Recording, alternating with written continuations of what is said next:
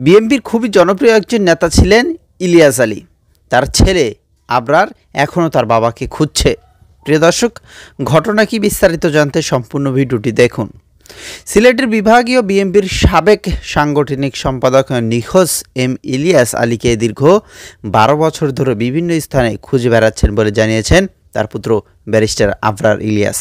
সামাজিক যোগাযোগ মাধ্যমে ইলিয়াস আলী ফিরে আসার খবরকে গুজব বলে মন্তব্য করেছেন তিনি। বুধবার মানবজমিনকে দেয় এক প্রতিক্রিয়ায় তিনি এসব তথ্য জানান। ব্যারিস্টার আবরার ইলিয়াস বলেন, সরাসরি শেখ হাসিনা সরকারের 3 আমলে বিএনপি সহ বিভিন্ন রাজনৈতিক দলের অসংখ্য নেতাকর্মীকে গুম করেছে। সোমবার ছাত্র জনতার গণঅভ্যুত্থানে শেখ হাসিনা সরকারের পতন হওয়ার পর গুম হওয়া কয়েকজন ফিরিয়ে দেওয়া হয়েছে, যারা দীর্ঘদিন ধরে সরকারের বন্দিশালা আয়নাঘরে বন্দী ছিলেন। এই ঘটনার পর আমরাও আশাবাদী হয়েছি আমার বাবাকে ফিরে পাবো। আমরা এখনও আমার বাবাকে বিভিন্ন জায়গায় খুঁজে বেড়াচ্ছি।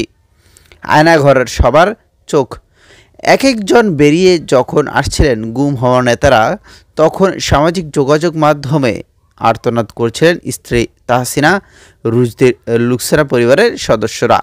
অপেক্ষার পর অপেক্ষা, কখন ফিরবেন ইলিয়াস আলী? এই অপেক্ষা এখনও চলছে। মাঝে মধ্যে সামাজিক যোগাযোগ মাধ্যমে আসছে সুখবর, কিন্তু সত্যতা মিলছে না। তবে আশা ছাড়েননি নেতাকর্মীরা। খোঁজ চলছে ইলিয়াস আলীর। তাদের আশা সবাই যখন ফিরেছেন ইলিয়াস আলীও ফিরবেন। পরিবারের সদস্যরাও আশাবাদী। 2012 সালের 17 এপ্রিল ঢাকার বনানী থেকে গুম হন ইলিয়াস আলী। তখন তিনি ছিলেন বিএনপির কেন্দ্রীয় সাংগঠনিক সম্পাদক। তার নেতৃত্বে সিলেটে টিপাইমুখ বাঁধ বিরোধী সমাবেশে অনুষ্ঠিত হয়েছিল। ইলিয়াস আলী তার গাড়ির ড্রাইভার আনসার আলী সহ গুম হয়েছিলেন। যাই হোক দর্শক শ্রোতা, তারা এখন পর্যন্ত অনেক আশায় রয়েছে, যেহেতু অনেকে ফিরে আসছে, তো তার মধ্যে ইলিয়াস আলীও থাকতে পারে। এক সংবাদ মাধ্যমে বা এক পুলিশ কর্মকর্তার ইতিমধ্যে আমরা একটা বক্তব্য শুনেছি যে ইলিয়াস আলীকে খুন করা হয়েছে সাগরের মধ্যে নিয়ে গিয়ে তার পেট কেটে মাছের খাবার হিসেবে নদীতে ভেসে দেওয়া হয়েছে। এই সরকারের নেতৃত্বে এই কাজ করা হয়েছে।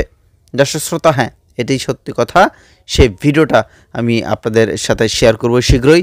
আশা করছি ভালো থাকবেন এবং ইলিয়াস আলী আর ফিরে আসবে না। আপনাদের খুবই দুঃখজনক এই খবরটা দিতে হচ্ছে।